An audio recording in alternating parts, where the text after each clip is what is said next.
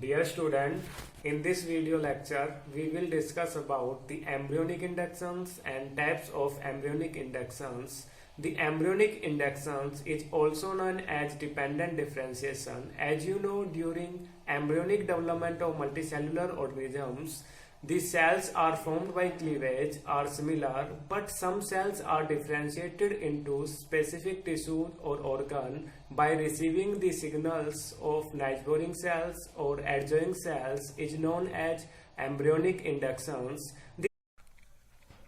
Embryonic induction. Embryonic induction is a morphogenetic effect that produced due to influence of the one embryonic part on the another embryonic part to produce a specific structures is known as embryonic induction. In embryonic inductions, one tissue, embryonic tissue, is known as inducers or organizers. These inductors or organizers produce a chemical signal molecules known as evocators or inducing signals. These chemical signal receptors are present in the another embryonic part known as responsive tissues or competent. These responsive tissue or competent tissues have receptors which receive the signals and produce a response. These response they control the patterning of synthesis of proteins. These proteins control it specify into a specific structure. The embryonic inductions is a determining mechanism of development. The embryonic inductions is also known as dependent differentiation. As you know, during embryonic development of a multicellular organisms, some cells differentiated to form a specific tissue or organ by receiving stimulus from the adjoining cells is known as dependent differentiation or embryonic differentiations. The inductors or organizers, the cells or tissue exerting influence in is called inductors or organizers. These cells, those cells which produce inducing signals are known as inducers and chemical signals are evocators, and these tissue which inductions are known as responsive tissue. They are the three terms: first induction, second evocator, third are responsive. Inductor also known as organizer, and responsive tissue also known as competent.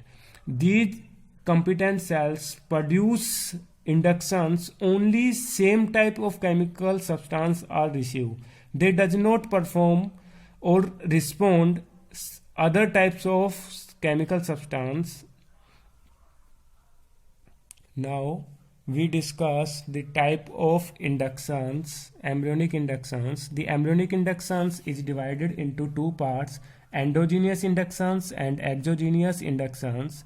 The endogenous inductions, the inductions or organizer are inducted by the self cells, means these chemical signals are produced by the same cells and their receptors also present in the same cell. This type of inductions is known as endogenous inductions. The example of endogenous inductions is formation of notochord cells in the newt cells.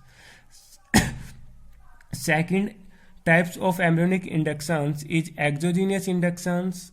The exogenous inductions produce when the inducing signals are different from the responsive tissues known as exogenous induction. In these inductions, the inductions is provided by the neighboring cells.